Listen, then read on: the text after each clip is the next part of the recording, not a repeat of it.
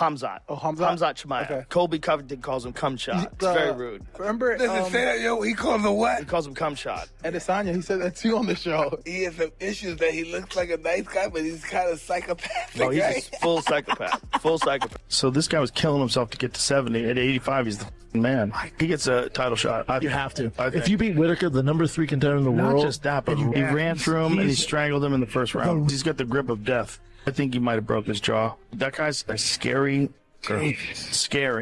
That grappling is next level. Joe Rogan has followed the careers of hundreds of UFC fighters, but few have stirred his excitement quite like Khamzat Chimaev. After witnessing Chimaev's most recent performance at UFC 308, Rogan's reaction was instant and intense. The way Chimaev dismantled former middleweight champion Robert Whitaker in the first round left a lasting impression. In Rogan's view, Chimaev's dominance wasn't just physical, it was surgical. He had expected a competitive fight, but Chimaev's control and ferocity in the octagon surpassed all predictions. Damn. Okay, he's not going to strike with him. He doesn't want to strike with him.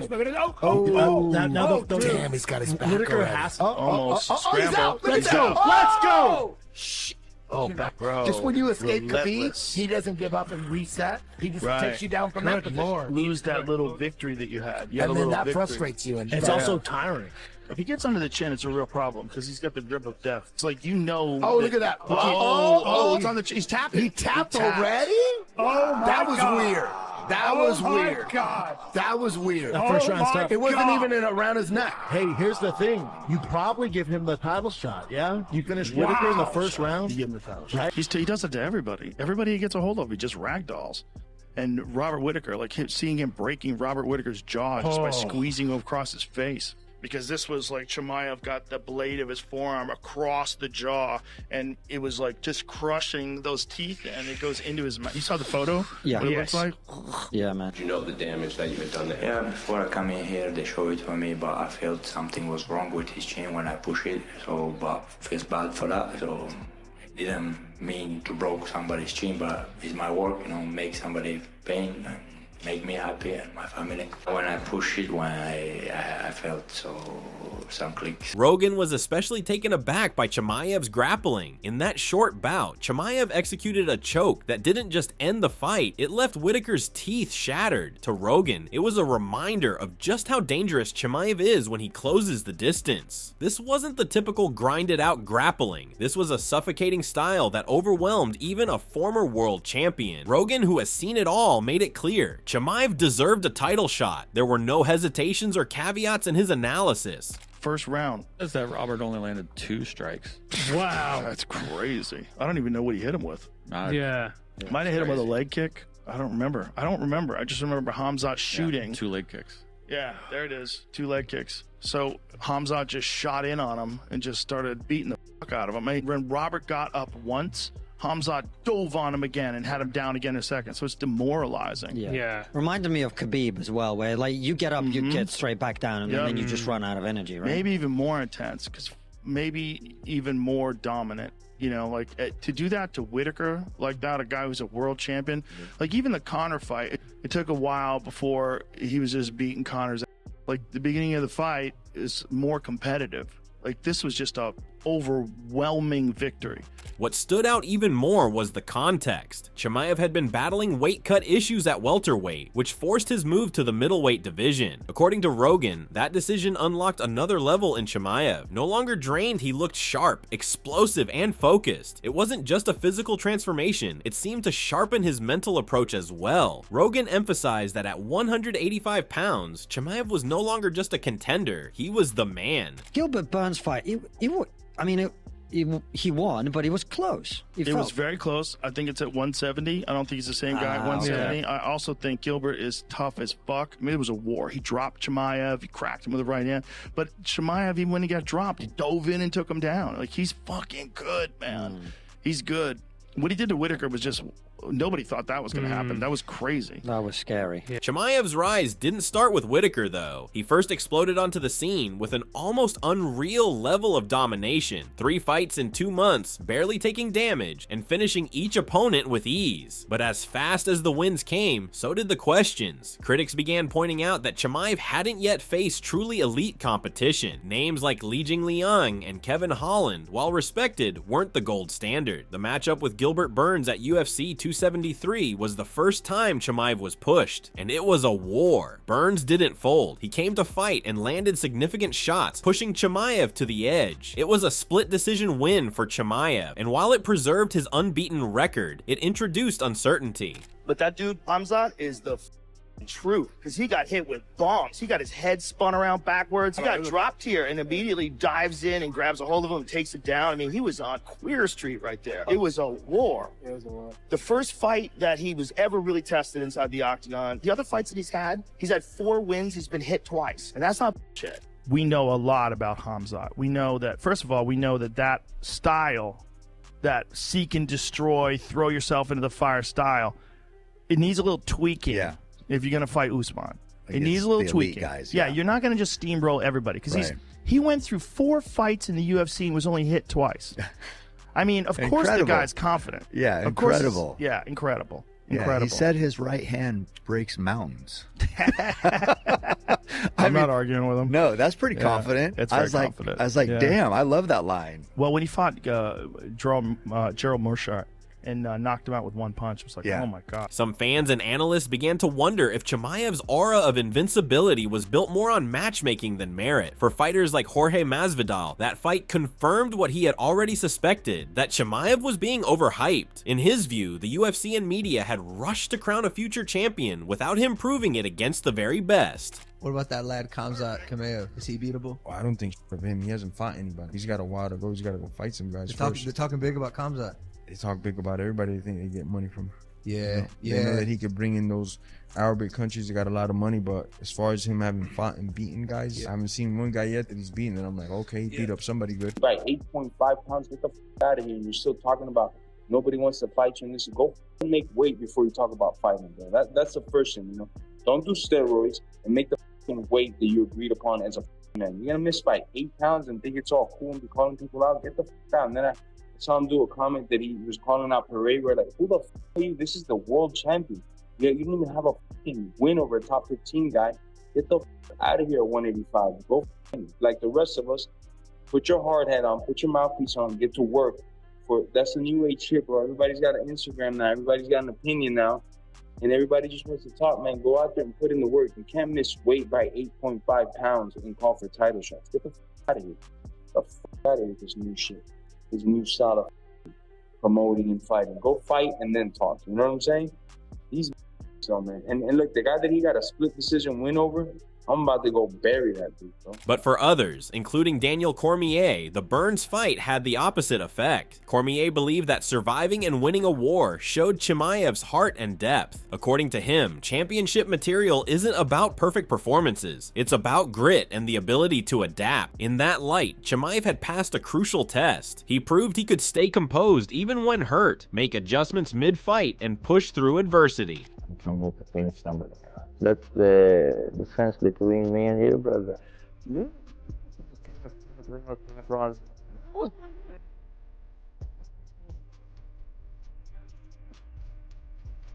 Finish you.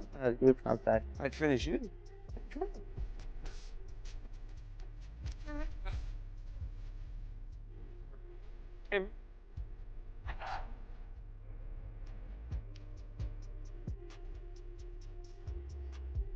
Chimaev's evolution continued after that bout. The move to middleweight didn't just change his weight, it seemed to reshape his style. He became more methodical, less reckless. This was especially clear in the way he approached Whitaker. Instead of charging in like a wild man, he used feints, footwork, and timed entries to set up his attacks. It was the performance of a fighter who had learned from past mistakes and matured into a more complete mixed martial artist. By the way, what was Chimaev like? Was he different? Was he special? You build them up in your head, then you get in there and you go, that wasn't special. There was nothing different that I haven't seen. You hear the things people say in the media. You hear the things they say. You know, you want to assess everything. Do I change? Do I do this? Do I do that? Am I really that guy? And again, am I not that guy? Am I big enough? Am I not big enough? You know, warming up, I'm like, this. Let's go.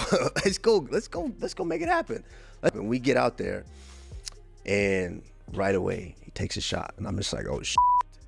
He's a little bigger than I thought of, but nothing special. And he's on top, and I'm like, these strikes don't really hurt. Then I got up to my feet, and it was the first punch I hit him with. I'm like, oh, okay, I can't do this. But it was after the end of the fight, it was just in my head saying, why? Why did I doubt myself? Dana White was quick to recognize that maturity. After UFC 308, he made it clear that Chimaev was now a serious contender for the middleweight title. In White's view, the win over Whitaker was more than just impressive. It was a statement. Beating someone of Whitaker's caliber and doing it so decisively placed Chimaev firmly in the championship picture. White even hinted that Chimaev's next fight could be for the title and expressed interest in booking it in the United States sometime in 2025. Dana White reacts to Khamzat Chimaev beating Robert Whitaker. So as soon as that happened, I picked up the phone and I called the truck, and they're like, yeah, his jaw popped. And so I knew what had happened. Because I didn't know what happened either, why he tapped so quick. Because Mick came over and we were like, he didn't even have the choke in. It's weird. Yeah, he popped his jaw. And so it was, you know, when you do that, like it splits and the teeth get all messed up. Rob has that right now. When your teeth are going, you know, it's not good. Khamzat Chimaev on his way out of the ring. Just curious what you got to say to him and what exactly his future could be. Yeah, I just said congratulations, great fight, and we'll talk to you soon. Still, not everyone is sold on the idea of an immediate title shot. Some analysts argue that Chimaev has yet to face enough top contenders at 185 pounds. They point to fighters like Sean Strickland, who has consistently fought top-tier opponents and had been promised a title shot before Chimaev burst back into the spotlight. Strickland's fans argue that skipping the line due to hype sets a bad precedent, even if Chimaev's recent win was spectacular. They promised me after this fight, after Usman fight, you will for sure gonna fight for the title. I win that fight. I don't know what's going on. I heard some Dana White says like, I don't think Khamzat for next for the title, and so that's the man.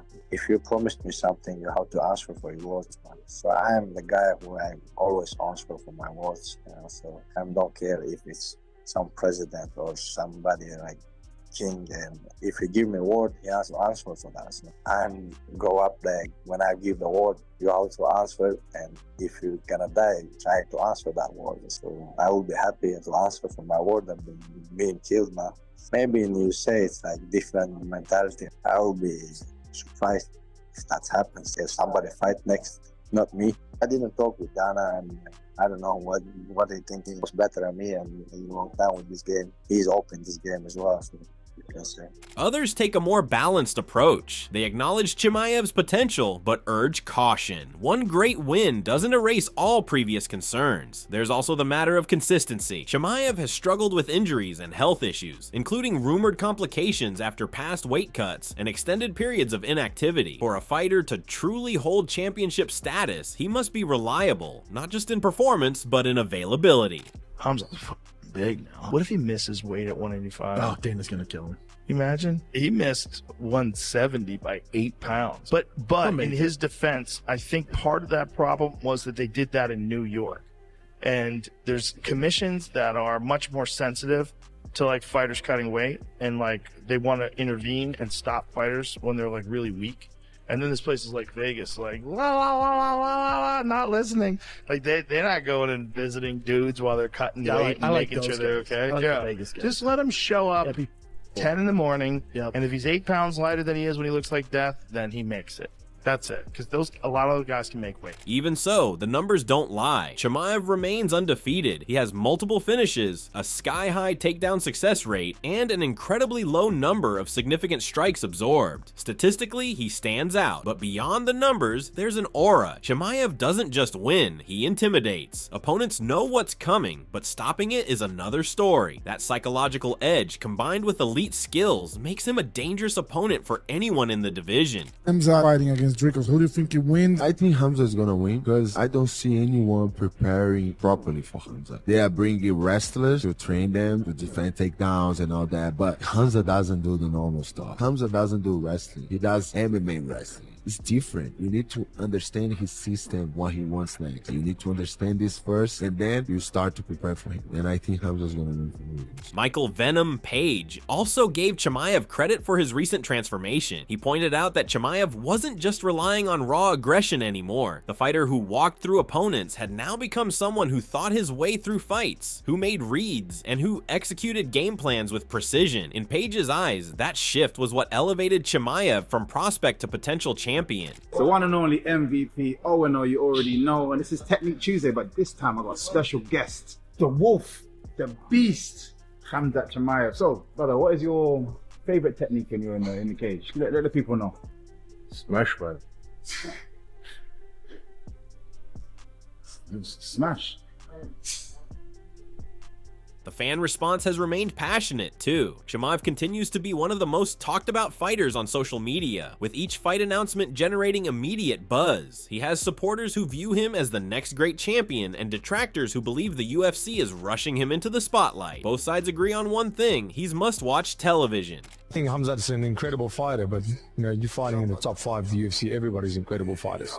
Khamzat is an absolute animal, absolutely. But I mean, you look at the Gilbert Burns fight, which you could have scored either way. You look at the Kamaru Usman fight, and you go, yeah, he did beat Robert Whittaker, but obviously his teeth broke back. It's unfortunate. He is really good, so deserving of a title shot 100% after that performance.